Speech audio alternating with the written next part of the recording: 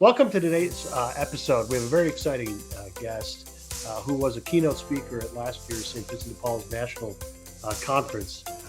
She had been personally endorsed by a secretary, former U.S. Secretary of HUD for her work on generational poverty and effective solutions for housing, with more than 35 years of experience helping those in need and having personally experienced homelessness until the age of 26. She brings a very unique perspective to our conversation today. We'd like to welcome Dr. Donna Beegle to our monthly podcast. Donna is the president and founder of Communication Across Barriers, a consulting firm that works to increase communication across poverty, race, generational, and generational gender and generational barriers. She's the author of 4 books. Is very, very busy out on the circuit. Her work has been featured on CNN and PBS and other national publications. Donna, welcome. Thank you for being here today. It is my honor. And thank you for focusing on a subject. I tell people I know too much to be quiet. Well, let's talk about that because I saw that I saw that quote, and I want to talk about that. And where I'd like to start is just tell us about your story. I'd mentioned in the introduction as you being essentially homeless until the age 26. Tell us a little bit about your story. Sure.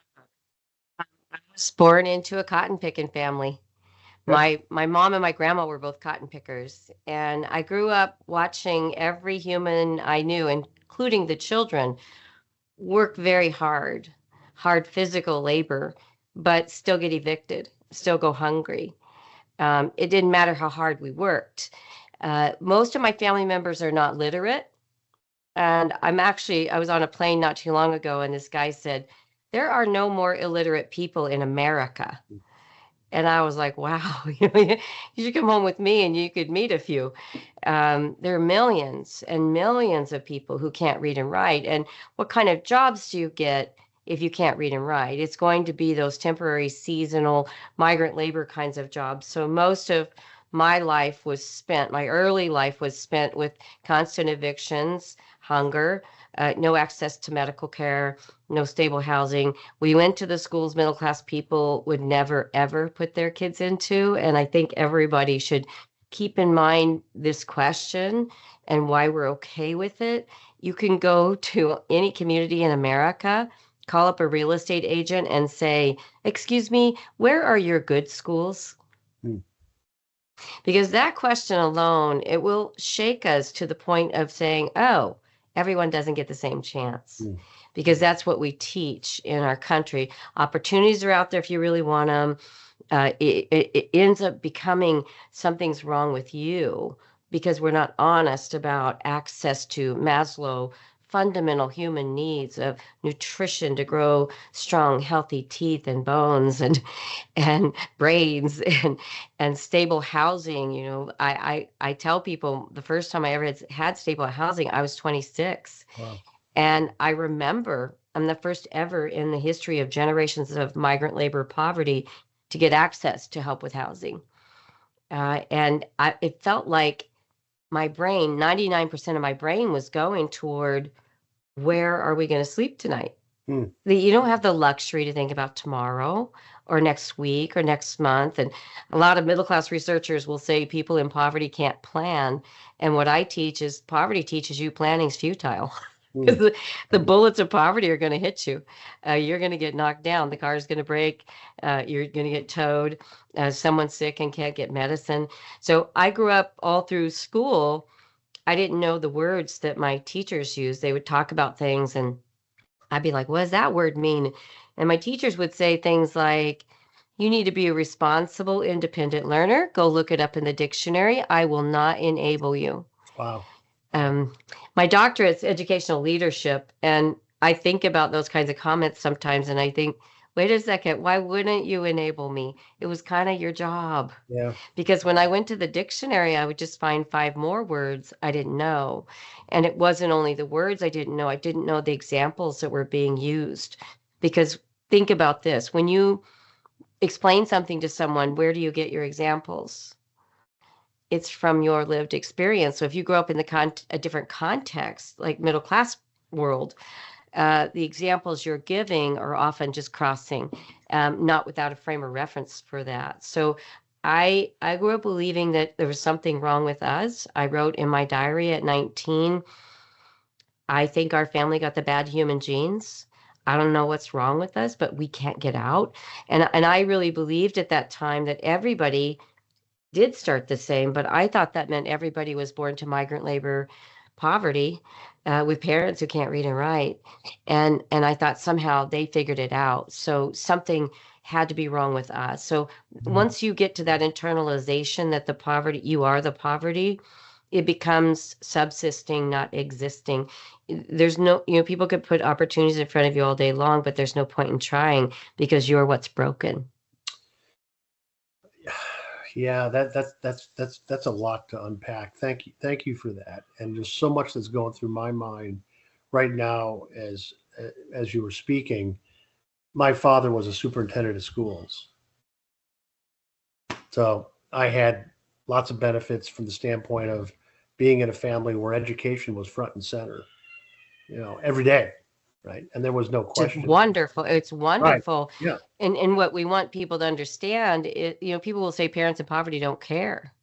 they do care. Um, Of course they care. my parents never went to a school conference. What do we say about those parents? Yeah, right. They don't care. They don't love their kids because we're looking in at people saying, well, if my kid had a school conference, I'd be there. And that means I care and love my children. My mom would say, I ain't going in there and make a fool out of myself. Right. Those people, they want to talk about school. What's the point of me going in there? I don't know anything about school. But if you ask her about any of her 6 children, I would feel sorry for you because she'd still be there bragging, Right. pride and joy. But around the country, judges have as criteria for whether or not children are returned from foster care, do the parents go to school conferences? So every system we have is set up by what would middle class people do? And Yeah. if you're so you always come up short. And we see, and I've personally learned that. I know when you and I were getting introduced to each other before this podcast, I said to you that I'd spent the last 3 years at St. Vincent de Paul. We have housing at St. Vincent de Paul in Louisville, but that wasn't my career. I mean, my career was not in that. It was in major consulting, large public companies, those kinds of things, and there were probably certain presumptions and judgments that I had before I really saw the reality of what the parents of those that we serve and the people that we serve, why they may not do this or why they may not do that. It's not because they don't want to or don't have an interest, whatever. There's barriers. I mean, you were able to break at the age of 26, get housed. You had folks that were supporting you, from what I've read. I'm not sure who those folks were, but there was folks that were out there that were supporting you. And one of the things that I learned about those that we serve, that St. Vincent de Paul serves every day, is that probably every single one of them suffer from some form of relational poverty, where they don't have that support system. As I mentioned, my father was a superintendent of schools. I was surrounded by education. Mm-hmm. There was strong support. And recently I joined, and I'd love to get your thoughts on this. Recently, I joined a new board in Louisville called Thrive by Five, which is focusing on universal pre-K and childcare. I'm now, well, while we're recording this tape, you can see I just aged myself. While we're recording this digitally, I'm visiting with my grandkids. And last night I read 3 books to my 2-year-old grandchild. Right? He's going to be fine. He has a lot of access, a lot of folks supporting him. But I personally see so many families in Louisville that don't have that same access that others do.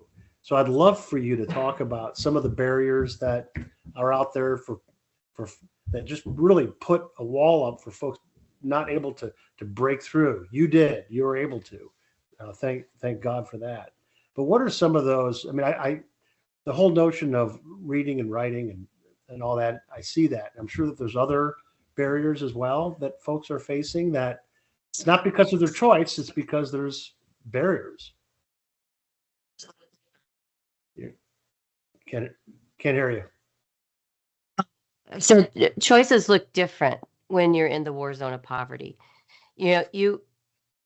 I grew up believing that people didn't care, that the people who are making it, they don't care about the people who are not. And the daily realities of poverty taught me that. Watching my mom and dad go in to ask for help, and almost always there's plastic or glass between them and the people. There was no pandemic. So, what is that message right there? Most communication is nonverbal. So, right there, there's a message. The tone of voice. They talked to my mom. My mom would come out crying and she'd say, I can't ask anymore. They act like it's coming out of their own damn pocket. And many did. And I later learned it wasn't because they didn't care, it's because they didn't know. We, in the United States, we graduate people from college, from high school, without the history of poverty, United States of America, without a clear definition of the many different lived experiences of poverty. So most people have one word to describe poverty: poverty. If you don't understand the complexities of the different contexts of poverty, which I get into pretty deeply in See Poverty, Be the Difference. In my research, I identified the different contexts of poverty: generational poverty, working class poverty, immigrant poverty, situational poverty, mixed class poverty. You have so many different lived experiences of poverty, and we tend to have one frame of reference for what poverty is. So if you're working, here's a good example, a way to remember that.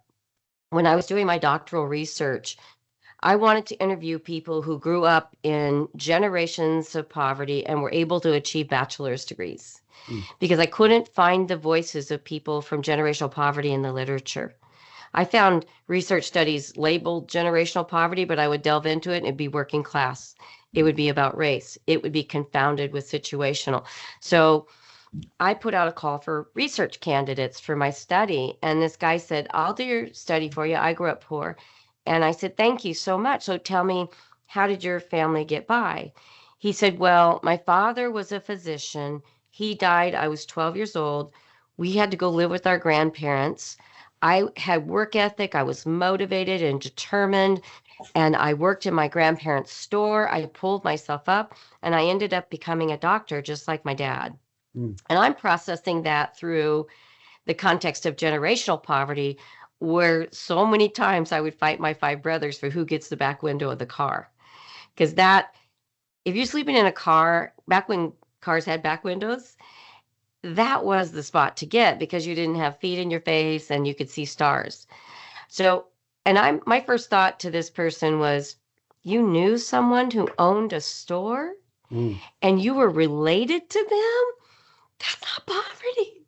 But if you look at it from his context, which is situational poverty is the kind of poverty where you grow up and people have their teeth. They're not saying ain't every other word like we did. They know when to say gone or went. They go to the good schools. They have health care, nutrition. They're exposed to middle class possibilities. But maybe a pandemic happens and shuts down their business and they fall into poverty, or a divorce or a health issue, as in his case. Now imagine that he comes into contact with somebody from working class or generational poverty context. How do you think he's going to treat him? It'll be a whole lot like, hey, I did it. Why can't you? And so that's a big breakdown in terms of breaking poverty barriers. You don't have an education about how did we get to where we are today. You don't have clear definitions. We don't have the facts to shatter the stereotypes and myths. I mean, people truly buy into the idea that people like welfare. They want welfare. In 1986, I got married at 15. And let me ask you, would you be surprised if I told you I married a guy from generational migrant labor poverty who couldn't read and write even after 7 years in high poverty schools? Jerry dropped out of school at 16, unable to read and write.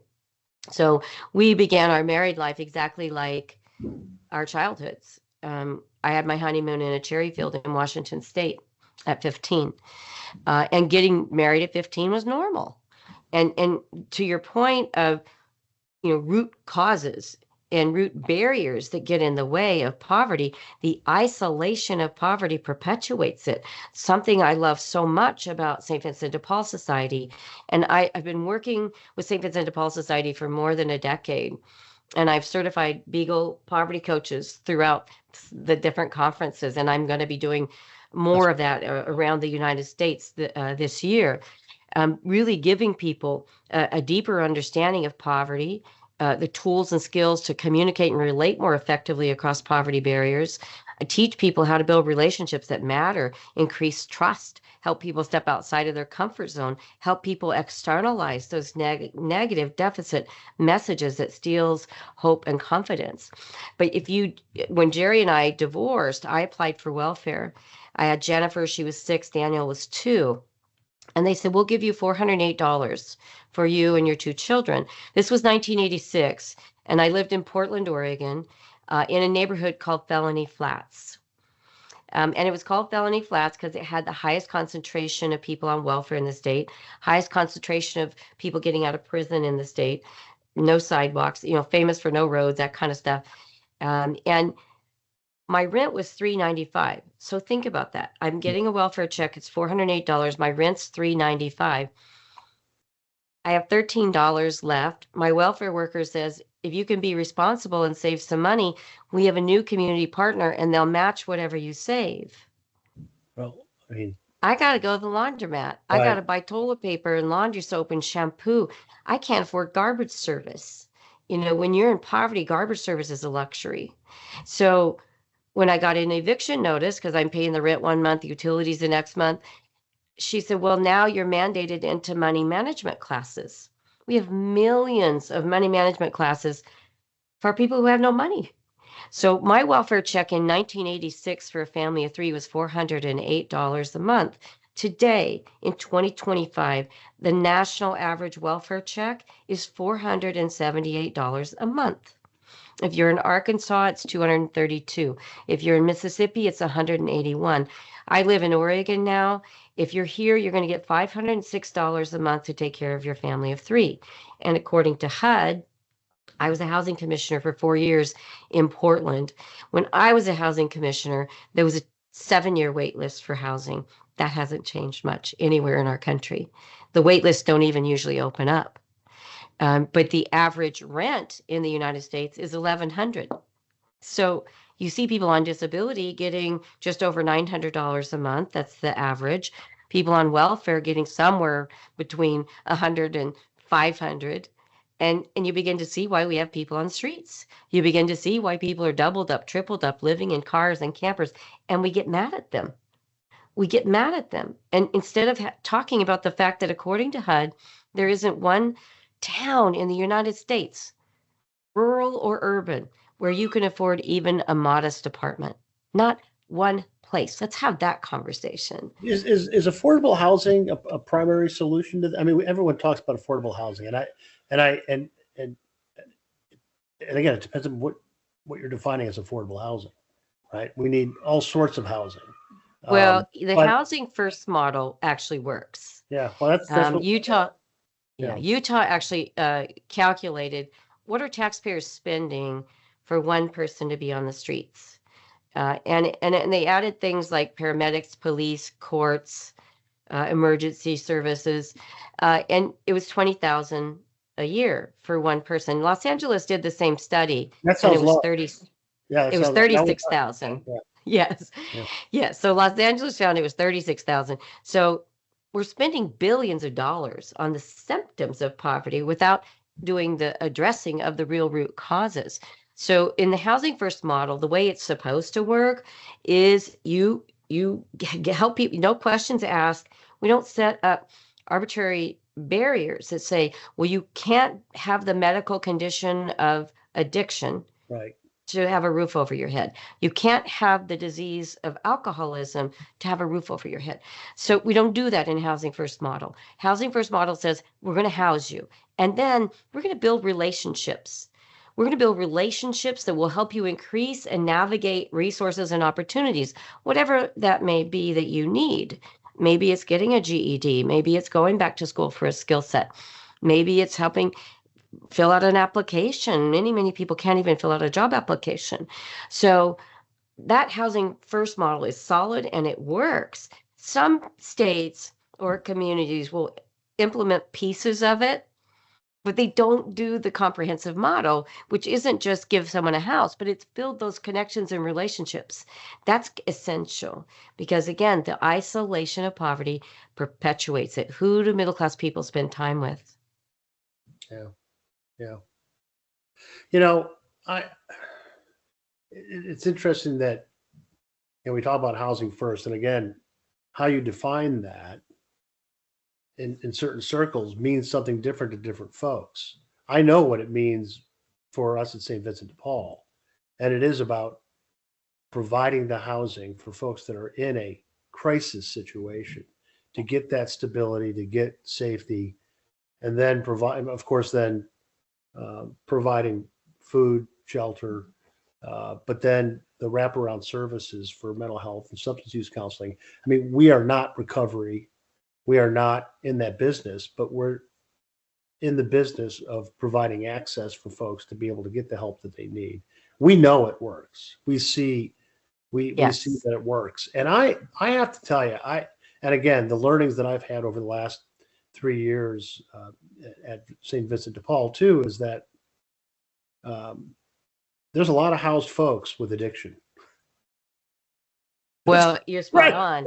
And You heard me say that we graduate people from college in every subject matter. I'm talking social workers, psychiatrists, doctors, lawyers, judges, faith-based leaders, without ever having the history of poverty, United States of America.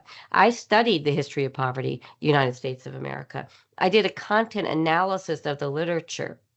And the most common metaphor used in the literature is war. Hmm. That is because when humans don't have our basic fundamental needs met, we are in survival mode. Hmm. And then you look at Maslow.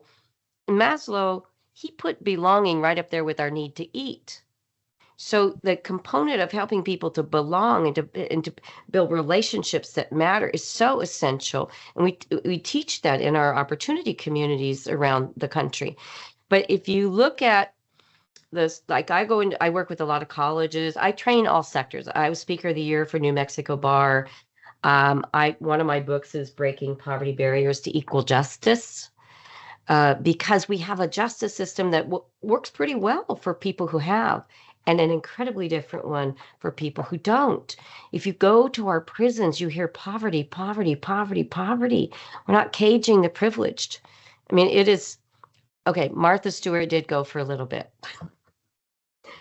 It is poverty.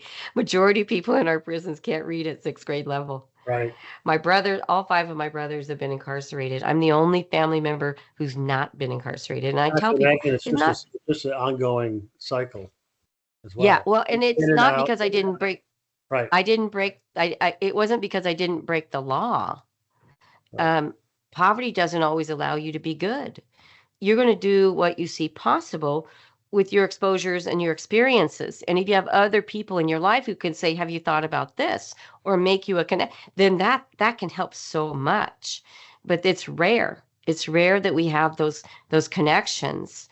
So, American Bar Association, I partner with them on that, Breaking Poverty Barriers to Equal Justice, and they actually pro bono attorneys can access my book and a 90-minute poverty competency training for free through the American Bar pro bono arm, because they haven't had Poverty 101 either. So you've got so many well-meaning people who don't have a clue. So I started in my master's work, I started looking at where do people learn about poverty, because I was talking to people, and what I learned when I started asking people questions about where did you learn about poverty, I learned 2 things really quick. One was that they did care. I mean, people were donating their time, money, clothing, volunteering at the battered women's shelter, and that was incongruent to my 28 years of living in the crisis of poverty. So I thought, well, if they care, why would you allow this to happen in your own community? Why aren't you doing something? And I started talking to people about where they learned about poverty. And I realized really quickly they didn't have a clue. They Right. could no more describe my context of generational poverty than I could talk about middle class norms. Like one of my first speeches 35 years ago was to the largest law firm in the Northwest. They wanted me to teach them communicating more effectively across poverty skills. And I showed up, this was 35 years ago, beautiful building on the Willamette River in Portland. And my first thought was, they're not going to let me in that building. I mean, I can't even, I can't, they don't let people like, we can't even get a bathroom. Nobody will let us use their bathroom. So that was my first thought when I saw the beautiful building. And I wasn't where I am today. I've been at this a while. I've worked all 50 states and 8 countries, but my knees were shaking and I found my way in. I found the training center and I'm sitting there looking at the water sparkling with the sun hitting on it. And I'm thinking, I have died and gone to heaven. The, several hundred attorneys are going to listen to me who said ain't every other word, who couldn't write a complete sentence at 26. Mm. And they're paying me to talk. I was a lot like my mom back then because my mom would always say, if I told her I was tired after a speech, she would say, how can you be tired? You're just talking. Because to a moss picking, orange picking, grapefruit picking, grape cutting woman, this ain't work. So somebody came by in that training and they said, we want to let you know that we're having a buffet lunch. And I was like, food too? And that is a big irony in my life today. I can get a free meal any day of the week. Yeah. Right. People want to buy me lunch. They want to buy me dinner. I get presents in my room. It's incredible. But when I needed it, oh, you're 10 cents short for your milk, put it back. So I got my food, and attorneys eat really well at their conferences. It was so good I didn't even look up. I finally look up and realized several hundred attorneys, nobody's eating but me. And I look around, and what humans do is we look for social cues when we don't understand behavior. Have you ever immersed yourself in another culture and seen people do things you don't really understand? Like, why are they doing it? Norms are not spoken. We don't usually tell people our expectations unless they violate them. And then it's like, hey, we don't do that here. We're like, we didn't get that memo. So I couldn't figure it out from the social cues, just looking around. And I thought, well, maybe they're going to trick me. Maybe they did something to my food. I'm trying to figure out why aren't they eating? And finally, I said to this attorney next to me, why aren't people eating their food? And she said, oh, we wait for everyone to get a plate to be polite. Mm. My brain was screaming, who told you that? You know, could you share it with the class? I'm not stupid. I can get this middle class stuff, but you need to state the obvious. If you have expectations, tell me. And, you know, if you're in my context with 5 brothers in generational poverty, what happens if I wait for a plate? You're not going to get anything. So often the behavior we ask people in crisis to do, you know, that makes no sense in their context. So when I look at curriculum in schools of social work, I look for poverty and it's not there. What I typically will find is drug addiction, child abuse, sex abuse, domestic violence, alcoholism. So when I'm out training, people will say, well, Dr. Beegle, they're poor because they're addicts. And I say, anybody here ever heard of a wealthy person who struggles with the medical condition of addiction? You know, Brittany, Charlie, Elvis, Michael, Justin, Paris, I could go on. Addiction isn't a poverty issue. No. It happens in all social Well, classes. and that's the thing, because and I, you know, I find myself in conversations with folks to say, I mean, tell me, I mean, when they say that, say, well, just tell me, is there anybody in your circle, even in your direct family, immediate, extended family, immediate family, circle of friends that have an addiction, if they're or alcoholics or have some, you know, mental illness or some kind of disability or physical disability? Is there anyone that you know? And don't tell me that you don't know somebody. Yeah. Don't tell me that, because Well, everyone and does. so the addiction isn't a poverty issue. The Right. poverty issue is access to treatment that's consistent with the literature. So if Right. you're addicted to harder drugs, the literature shows, like meth, you need 1 year intense rehab. the number one answer to the medical condition of addiction in the United States is incarceration. I work with communities. They'll say, well, Dr. Beagle, we have a 5-day rehab program. If those people really want the help. The most I see in our entire country is 30 days rehab. And typically those have a 9-month wait list. So if someone gets lucky enough to get into a 30-day rehab for a hard drug, of course they're going back to it. And then we get mad at them instead of saying, wow, we know what to do, but we're not funding it. And it's cheaper. Guess what? It's cheaper to pay for the year of rehab than to have people recidivating through our courts and our jails and our hospitals and our streets. It's way cheaper to do what the research says we need to do. So the disease of alcoholism, it's a progressive disease. It's a health issue, and we're putting people in cages for it.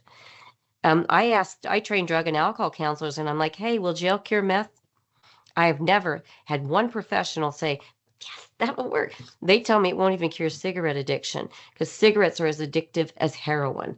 So people go to prison 7 years, they get out, they smoke. And it's because the addiction was never treated. I told 3 people, I will help you quit. I'll buy the Nicorette program for you. I hate cigarettes. They killed my dad.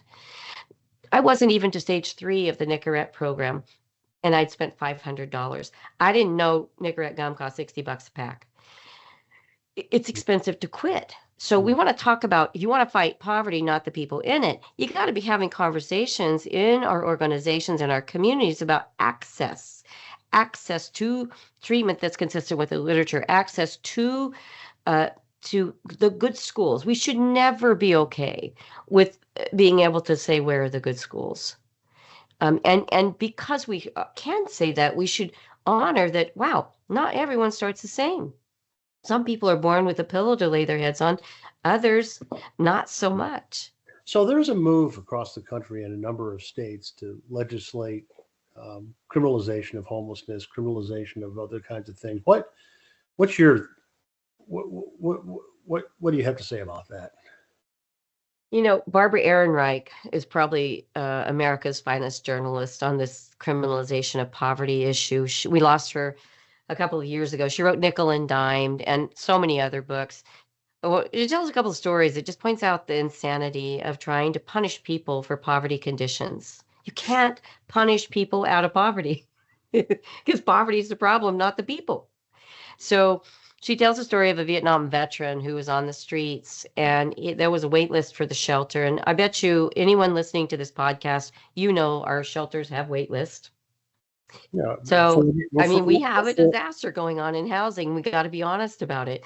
So she said this guy finally got in to the shelter. His very first night, the police decide to do a sweep of the shelter to see if anyone in the shelter had outstanding warrants or tickets.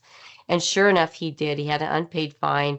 So they arrested him, took him. This guy's in a wheelchair. He's a Vietnam vet. They take him out of the shelter to the jail. And his ticket was for loitering. While he was waiting to get into the shelter, they ticketed him for loitering.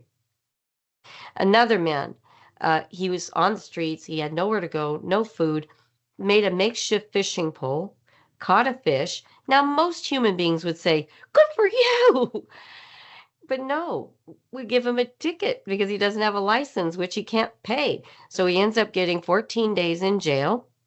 He's getting out of the cage. He starts to leave. They tell him, pick up your paperwork. He goes to get his paperwork, and they hand him a bill for room and board because the public voted that people in jails should have to pay their own room and board, which he can't pay. So they rearrest him, and they incarcerate him for 1 year at the cost to taxpayers of $56,000 for that fish. So when this whole notion of, I tell people, you don't sweep human beings. You sweep trash. And part of the issue without the education on poverty, my company, Communication Across Barriers, I've been working for 35 years. And my dream is everybody's poverty informed. Because when you get people poverty informed, you build a shared language so that you're actually, when you're talking about poverty, you're actually having a conversation. because most people, you put 10 people in a room and have them talk about poverty, they're talking about 10 different things because they don't have the different context. They don't have the language to even know the distinctions of, yeah, the context of generational poverty. You're going to have to approach people a little differently than situational poverty, which would be different from immigrant poverty, which would be different from working class poverty. So if you don't have a foundational knowledge, if you don't understand, nobody's getting rich by having babies on welfare. I mean, we have 23 states, and I think Kentucky is one of them, who have passed legislation saying if you're on TANF welfare and you have a newborn baby, we will not help that newborn baby. We have 23 states.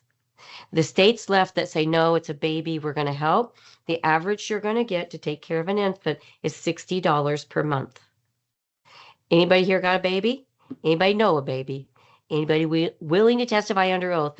Nobody's getting rich off welfare. I already told you, 478, that's the national average. Nobody's getting rich by having babies. Sex abuse, domestic violence, child abuse happens in all social classes. I used to bring in articles to prove my point. Now I just say, anybody hear the news? I mean, we could talk about Weinstein, Epstein, Cosby, and the list goes on. But we've taken every social ill in humanity and we have put it on people in crisis who have no voice. So we don't see them as people like us. There's some subculture over there, not like me. So much so, I was on a plane and this woman, she saw my book, See Poverty, Be the Difference. You can see there's children on there. These kids lived in a storage shed for 2 years taking care of an infant sibling while their parents worked 3 jobs trying to get them out. She said, she looked at the children's faces and she said, oh, those people, they have no love in their lives and they never have any fun. And I said, yeah, I was born into generational poverty. We have a lot of love. We have a lot of fun. We just ain't got no money. We're the same species. Every feeling you've ever had, I've had it. You poke me, I'll bleed. I'm in a different context. So the way I have to live my life looks and feels very different from a middle class world. I was talking about the examples we use. I was training attorneys in Arizona and I walked out after my training and this attorney was walking beside me. It was 113 degrees. The heat just hits you right in the face. She says, oh, this feels like a sauna. Same moment, I said, wow, this feels like a laundromat. See, we're going to describe the world based on our experiences. So we're not a different species. I have a slide I show in some of my trainings where it's a row of skeletons, and underneath are the labels we give. Poor, rich, black, white, Catholic. We are the same species. There's nothing more like you than another human being. But if you don't see people as humans, you can walk by them. Military says to kill somebody, you have to dehumanize them. That's what we have done to people in the crisis of poverty. No doubt. That's why you can do sweeps. Right, and that's why you talk about the poor, you talk about the homeless, and it just homogenizes this into one group. There's no people in that. I say people in the crisis of poverty. I say people in cages. I don't say labels. I have a whole series I teach about getting away from labels. I had a woman said, Dr. Beegle, it makes me really uncomfortable when you say people in cages. It should. We have more people in cages than any country in the world. In the world. And it's young people and old people. So we are punishing people for poverty conditions. We are creating policies that exclude. I studied policy in my doctoral program. Policies are meant to serve. If a policy is excluding or punishing someone, it's called a bad policy.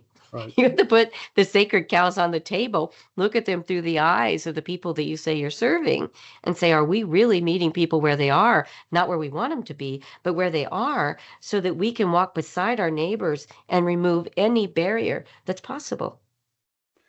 Dr. Beegle, you're amazing. I know you've been probably told that a lot. Thank you. And your message is so important. And to communicate and to inform and to educate is so important. And I saw that firsthand. And I'll count myself as somebody that's been educated because I've seen things that I didn't see before. I didn't experience it. I didn't experience, homelessness. I didn't experience, growing up in poverty. But these last 3 or 4 years have been an eye opener for me. And I'm curious,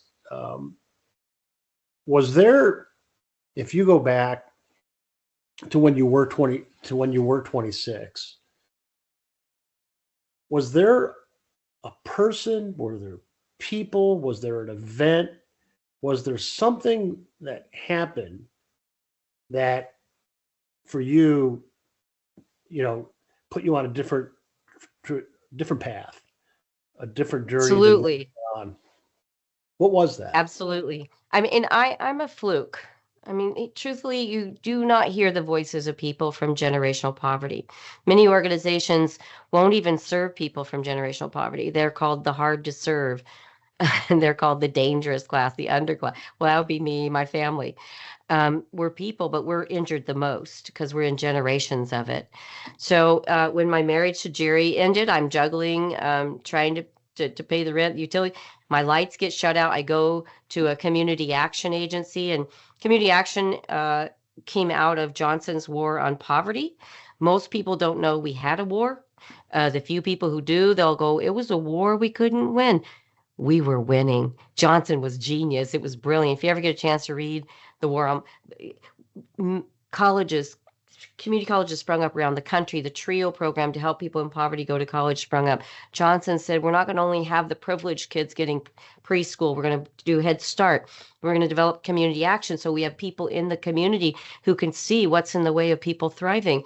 So my door in was community action. And at 26, let me ask you this. You ever meet someone in the crisis of poverty with an attitude? Yeah, right. I mean, A smart mouth, a smart mouth. what I would perceive to be an attitude. Yeah. Yep. So when I teach people in the crisis of poverty through our opportunity community model, I do a 6-hour conference for people in poverty to remove the shame, rebuild the hope, reduce the isolation through our Navigator Neighbor program, and to connect them to a poverty-informed community. So no matter what door they walk into, they're treated with dignity and respect, and people take an if not me, then who approach as opposed to it's not my job. But when I start the conference for people in poverty, I start it with, anybody here got attitude?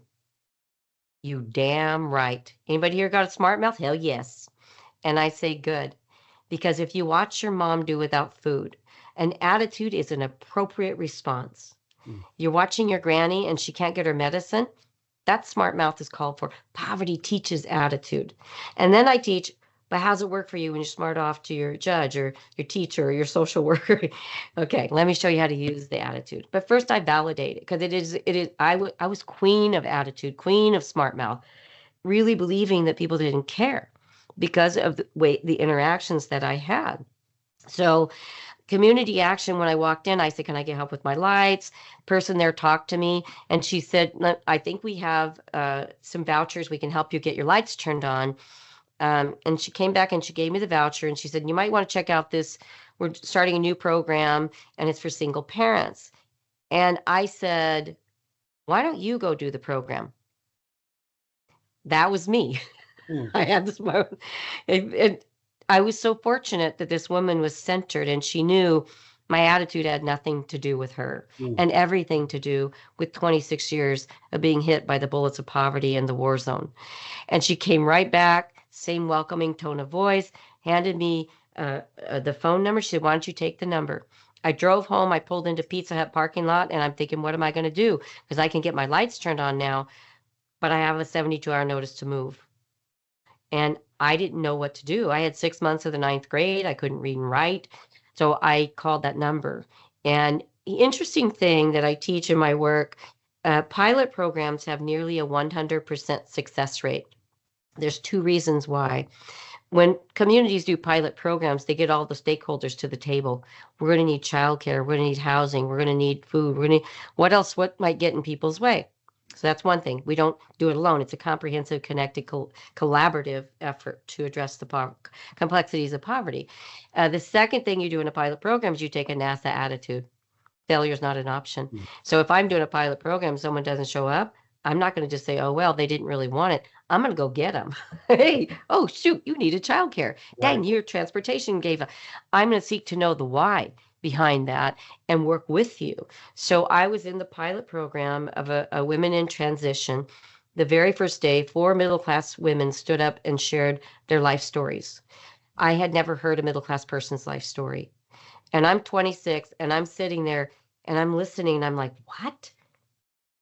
You lived in one house your whole childhood? You you didn't get evicted. Your family didn't go hungry? You had educated parents? You you you had credit cards? Doctors?" And my 26-year-old brain was exploding because my whole life, America taught me that the reason you're in poverty is because of your choices. It's Mm. because of your actions, because of your brothers, your mom, your dad. It's you are the problem. But when I began seeing, oh, wait a second, you had housing, you had food, you had, well, no wonder you're on that side of the table. And that was probably the most pivotal moment of my life. Paulo Freire is a Brazilian scholar who writes about poverty around the world. And he says the United States is the only country in the whole world that teaches its people they are the cause of poverty because we're not having honest dialogue about the transportation crisis. We don't have transportation to get people where they need to be, when they need to be there. The hunger crisis, 1 in 5 children in the wealthiest nation in the world experiencing hunger. The childcare affordability crisis. You got middle class people leaving their jobs because they can't afford childcare. We don't have that kind of dialogue. So people internalize the poverty as a personal deficiency. And for me, that was a moment where I was like, no wonder you're not better than me. You're just people with different experiences and different exposure. And I had a little brown pleather diary and I wrote, I'm going to try to get that GED they've been talking about. Wow. Then maybe I'll be somebody Wow. because poverty teaches you you're not. And those 4 women stayed with me for 2 years. Wow. It was a 3-week program. And everybody, there was 20 people in the pilot. We were all crying like, what? The first place we've ever felt cared about and it's over? And the director had enough sense to understand you're not going to interrupt generational poverty in 3 weeks. She's like, you need us, you call us. And I did for 2 years. And depending on how hard I was crying, if I was crying a little bit, they would talk me through it. If I was crying a lot, they'd say, why don't you come in? And they introduced me to other people who could mentor and navigate in other ways as I went on that journey through getting my GED at age 26 and 10 years later, my doctorate. I could spend the rest of the day talking with you. And we would, I mean, and we could actually do it. We would not, and I really feel that. I want to wrap up with a couple things. I want you to mention before we wrap up. You mentioned before we started recording a movie that is being made on your life, and I want you to plug that and tell folks about that. But before you do that, and we'll finish with that. Before we do that, you had also mentioned that you've been working with St. Vincent de Paul for 10 years across the nation, and many of our listeners are folks that are in conferences. There's 27 conferences just in the Louisville Archdiocese, and many folks that tune in are also those that are out there in the work, giving of their time, giving of their treasure. You had just given a perfect example of interactions that you had with others that you may never have ever met in a million years if it were not for that program that you were a part of. And what I hear you saying is that that was a huge difference maker for you on your journey. What message would you have for the folks that are listening that may be in the same circumstance as those folks that were there, coming from a very different circumstance than what you grew up in, and may at times feel like they're not making a difference, that they really are, that they really are. I mean, the program was what, 3 weeks? Is that what you said? 3 weeks? Just 3 weeks, not just 3 weeks of time made that much of an impact, that much of a difference. Because oftentimes you can feel like you're really not doing anything. You're just pushing a rope and it's just not making a difference. When the reality is, yeah, it is. What message would you have for folks that are out there doing the hard work, doing the good work, maybe getting discouraged, maybe having, moments of just exhilaration because they feel like they are making a difference, but not? What message would you have for them? living testimony that you do make a difference. And I will tell you, I was helped by St. Vincent de Paul when I was in the crisis of poverty. I got bedding. I got a bed for my son, and I'm grateful for that. Very grateful for that. And I think that I love the national uh, direction for building relationships that matter. That's a big piece I've been working on with St. Vincent de Paul. Actually, did research with home visitors from St. Vincent de Paul in Yeah. several states. Wrote this book, If Not Me, Then Who? Shot a 7-session poverty competency video, digital training. And I think I had a teacher who said, I mentored this young woman for 7 months and it was all for nothing because she quit school. And I said, you gave her 7 months? She'll be back. I don't know what bullets of poverty were hitting her, but what you gave her, nobody can repossess. Nobody can take it away. Um, you know, when I talk about feeling, Mother Teresa says to believe your fellow human beings don't care is more painful than hunger. I agree 100%. I agree 100%. So what makes you feel cared about? It's going to be the same thing for people in the crisis of poverty. Right. For somebody to listen first. Help me understand. What's in your way? What would be helpful to you? As opposed to what I got most often was people trying to throw things at me and not understanding what my context looked and felt like. So listening first. When I started into the program, they said, well, we're going to have you do Myers-Briggs. Well, my 72-hour notice to move is now 48. I'm about to be on the streets with my babies, and you want me to do, they're like, it's like a personality test. You want me to do a personality test? I got stuff here. You got to listen first. And when you listen to people and say, help me understand, they will tell you what's in their way. And they will tell, we're not stupid. We may not know middle class words, middle class experiences, but people in poverty know a lot. Like I can, if your choke is sticking on your car and it won't start, I know how to fix that with a carrot. I took 3 of my brothers to DC on a plane, and they'd never been on a plane. And one of the flight attendants said, there are two exits on this plane. You're going to want to know where they are because it's your only way off. And my brother, who spent most of his life in a cage, said, the hell it is. I'll find a third door. I know my brother. I'm getting off that plane. People in poverty more likely to give, more likely to stop and help you, more likely to invite you in. There's so many beautiful strengths that we lose because we're looking for what's the problem. Shifting to what's right about people and bending into that and helping them see that they know a lot and that can be built on.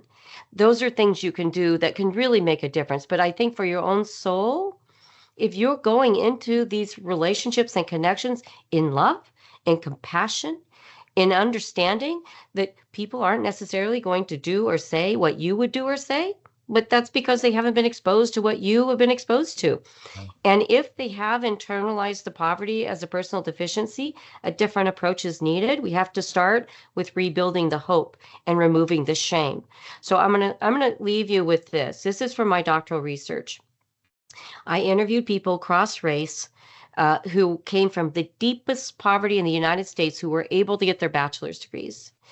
And I did both quantitative and qualitative research, and in my work kept coming up in the data that they had mentors. So because I teach communication and I know that mentor could mean a million different things, I wanted to know what are the characteristics of effectively mentoring people out of poverty. So I delved deeply into that quantitative, qualitative data, and there were 4 characteristics of effectively mentoring people, and I'll share that with you. Number 1, someone who's making it believed that I could. Now, hear that carefully, because my mom believed in me. She would say, you could write them their Harlequin romances, you put your mind to it. That's really nice, Mom. But what if a teacher said that to me? It's called an impacting comment. So when you say something to someone, when you focus on a strength, you focus on problems, you'll find them. You focus on strengths, you'll find those too. And you start illuminating, look at, you can do this, so that means you could do that. You could make the connection to something they could do that turns it into earning a living. Number 2, someone taught me I wasn't stupid. that I knew some things. So in that pilot program, they said, write down everything you do in one day. And I was evicted and homeless with Jennifer and Daniel at that time. So my list was super long. And I brought it in and they printed out professional job titles. They'd printed out the skill sets needed to do those job titles. And next to the title was the pay for those jobs. And they sat down with my list and they just started circling things that I was doing in survival mode that were on those lists. And I'm looking at the title, I'm looking at the pay, and I'm not kidding you. I got taller every day because what were they giving me? Hope. Hope. Hope is the wings for grabbing an opportunity. You know, you're born in the land of opportunity and you see people work hard, nobody moves up, people still get evicted. You become hopeless. So for the deeper the poverty, the more you're going to see the importance of rebuilding the hope. And that's in See Poverty and If Not Me. You can learn more strategies there. Come to our Beagle Poverty Immersion Institutes. We're going to be doing those around the country. So through St. Vincent de Paul, they're actually hosting 4 or 5 of them in different regions. So come, get the language, get the tools, get the knowledge, and share what are, if you go to the 2-day Poverty Immersion Institute, that qualifies you to become a Beagle certified poverty coach for your conference. And then you learn how to teach my work throughout your system and do ongoing professional development, looks at programs, policies, all of the things that we need to do to have an organization that meets people where they are and builds those strong community partnerships so that St. Vincent de Paul Society is not trying to do it alone. That's critical. Right. The third thing in my research, they didn't judge me. My mentor never judged me. There's a Portland State University has a new school of social work building named, and they named classrooms in my honor.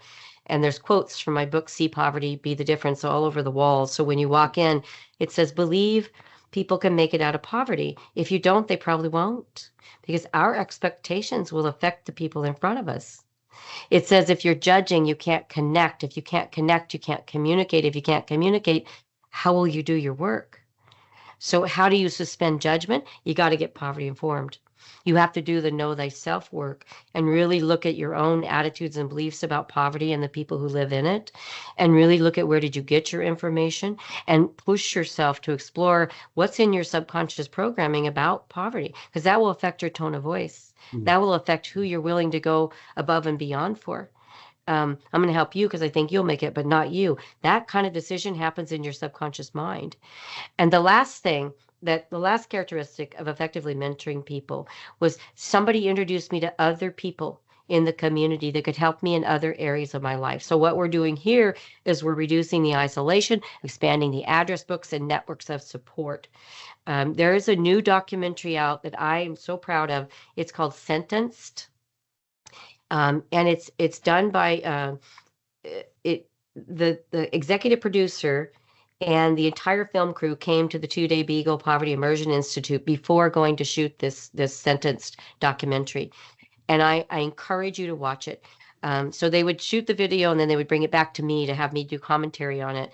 And what they were able to do was really capture the voices of people in poverty, because most people, journalists who go out or filmmakers who go out to talk to people in poverty, they go to people in situational poverty or upper working class.